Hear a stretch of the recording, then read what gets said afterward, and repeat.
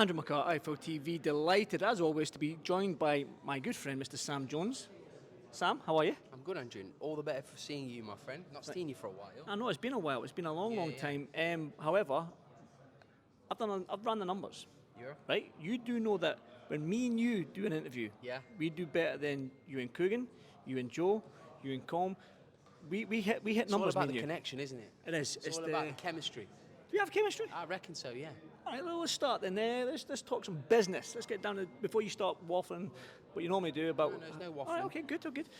Jack up against Harlem Eubank. Now, I've spoken to a few people. This could either go one of two ways, obviously. It could be Harlem Eubank's coming out party, or it can be a step too soon. How do you see it? I don't think it's a step too soon for Harlem, because he's 31 years old. Like, if you're not going to pull the trigger now, when are you going to pull the trigger? Jack was 32 yesterday, but they're similar ages, aren't they? So I just think it comes down to who's a better fighter, and I think Jack's a better fighter than Harlem. But look, let me just make it very clear, right? And I'm not just saying this for effect. If Harlem Eubank is fighting anybody else in this world other than fighters I represent, I want Harlem to win. I want Harlem to win. I get on with Harlem very well. I don't know about from his side, but I get on with him really well. I always have done. But Jack is a proven world-class fighter. Harlem's not had a middle fight. He's not had that fringe world level fight. He's boxed Tyron McKenna, which, with the greatest respect to Tyron McKenna, Jack beat 10 years ago, and Tyron McKenna has probably seen better days. Jack's a better fighter than Harlem Eubank, in my opinion, and that's not taking nothing away. Harlem is well trained. He's got good trainers around him. Charlie H, Adam Booth was. I don't know what his involvement is nowadays, but he was involved, and you don't stay in a gym like that for that long and not pick up skills and lessons. And like, I've watched Harlem spar many rounds. Harlem's a good fighter. He's really good fighter, and that's why Jack's took him very, very seriously in this fight. I was going to ask there, why Harlem Eubank? With who Jack's fought in the past and going up to 147, why Harlem? I don't want to interrupt what you're saying, but I've had this question a lot. If Jack boxed, Harlem is the top 15 in a few of the good governing bodies. I think top 10 in one, right? If Jack boxed somebody, say, I don't know, in the top 5 in the WBO that we've never heard of, you're all going to go, oh, dead fight, rubbish fight. This is a domestic fight with two guys that are well ranked. That's all it is. Harlem is 21-0. Is he 21-0? I don't know. Something like that, 21, 22. Yeah, 21-0. So we're giving you a domestic fight. Give Jack credit, because Jack will fight anybody. So that's the reason why we're fighting Harlem Eubank. Good name, undefeated record, domestic fight, well ranked in all the governing bodies. That's the reason why, Andrew McCart.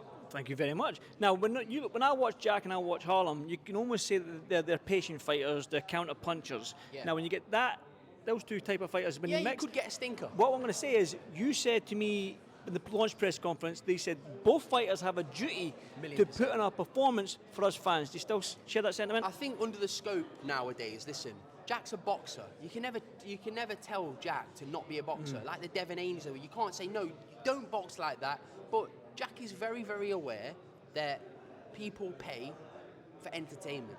And Harlem should be aware of that too, because the bottom line is, people pay their hard-earned money to come and watch two guys give entertainment, right? So Harlem, there's a lot of talk about how much pressure there is on Jack for this fight. And there is, I totally agree. Jack's the proven one, right? But Harlem is coming there, Eubank supremacy, Warriors code, all of that. He's carrying boxing royalty. He's got his name is boxing royalty. So he's got a big job to deliver for his family name. He has. So I just hope that it's a great fight. And I believe it is going to be a good fight. So do I, to be honest with you. I do as well. Now, jumping quickly on to Pat Brown, he's over there. I mean, 2 weeks, I think it was, 2 weeks ago, so straight into camp, no rest, straight into it against a good opponent in Lewis Oakfield. Yeah, great little step up. And he holds a loss to Alois. Now, you know what fans are like, you know what media guys are like. We're going to compare, exactly. So, what's going through his mind when he knows? Pat's boxed him a lot later earlier in his career than what anybody else has done, because that's the level Pat's at. I genuinely believe Pat will beat any of the domestic cruiserweights now, but there's a process to follow. and we're not going to do anything reckless with Pat. We're going to showcase him properly, give him the correct steps at the correct time, and when Jamie and Nigel Travis tell me it's time to pull the trigger, we will pull the fucking trigger. I like it. Have you thought about now that he might have to go through Jake Paul to get to that world title now? Because he's ranked, Jake Paul. Pat Brown would fight Jake Paul now. So if that fight ever presented itself, let's do it. But Jake Paul is a marketing genius. He's not going anywhere near Pat Brown because he would get decapitated. Well, listen, if he wants to fight real boxers, he's now. If he wants to be a world champion, he's got to face some of these guys. He's higher ranked than Pat now in the WBA. So Pat would be a step down for Jake Paul, wouldn't it? Well, listen, he can take his ranking if he calls him out and gets that fight. Listen, that fight's never happening in a million years. Jake Paul would fall over like a Jenga tower if that fight happened. But no, listen, I respect Jake Paul.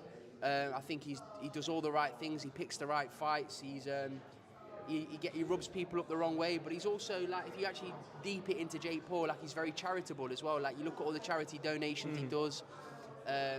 He's doing unbelievable things for women's boxing. So I don't want to bash Jake Paul. I think he's brilliant.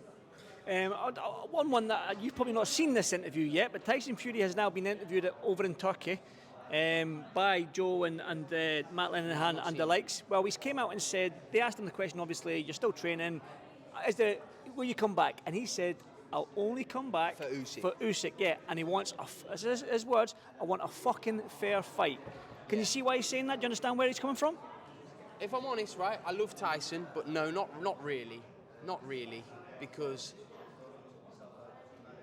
I thought the fights were a lot closer than what the scorecards suggest, but ultimately, you can't begrudge Usyk of the 2 wins. Do you know what I mean? Like, I would love to see Tyson Fury come back, but if not, I'm not too bothered, Andrew.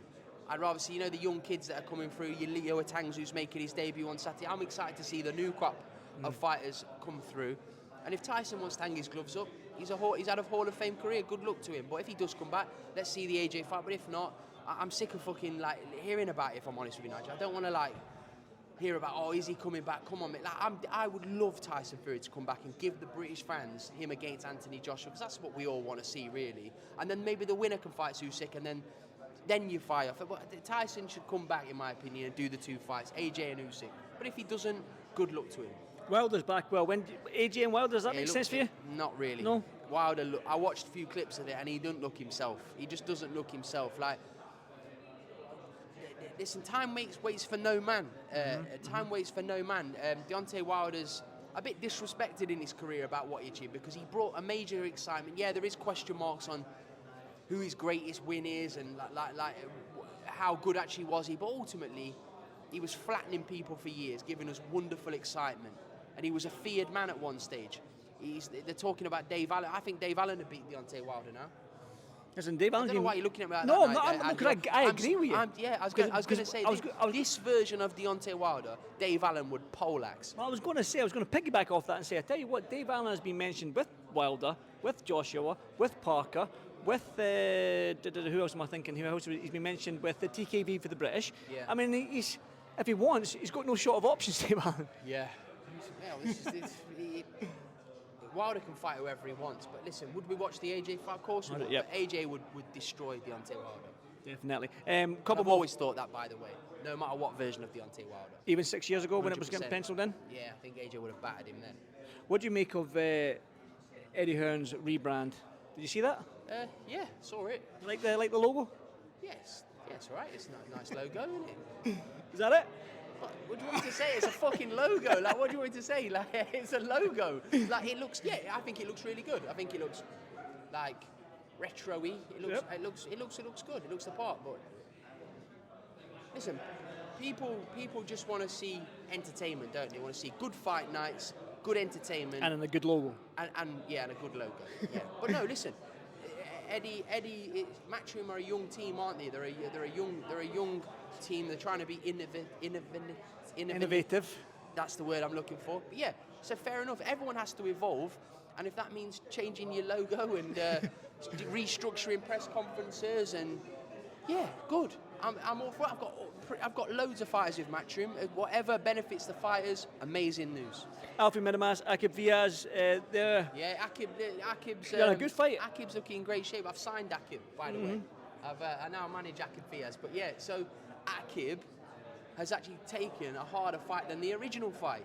We watched him fight Khalil Majid in an absolute cracking fight. And look at Akib taking him on 2 weeks' notice. The guy's been calling for fights, so he's been ready. He is ready. So credit to Akib Fiaz, but he's moving up a weight, and you'll see the best version of him on Saturday. Looking forward to it. Now back to Jack, because he's going to come over to me now.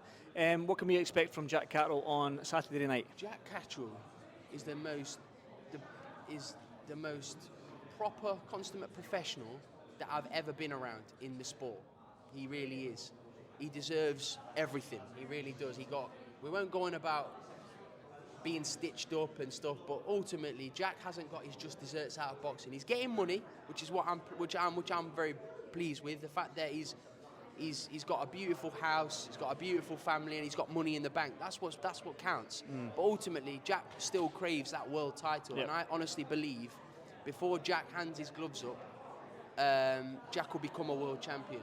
And people will be reminded on Saturday just how good Jack Catterall is. Division's wide open now as well. The division's wide open. Jack can still make 140. He's doing 147. He looks absolutely fantastic. I mean, the biggest mistake that the other side have made is that we suggested, we do a catch weight, but they were like 147. And I'm like, yeah, we'll do it 147 because we thought that they'd want to do a catch weight. Letting Jack Catterall weigh in at 147, he's going to be a beast.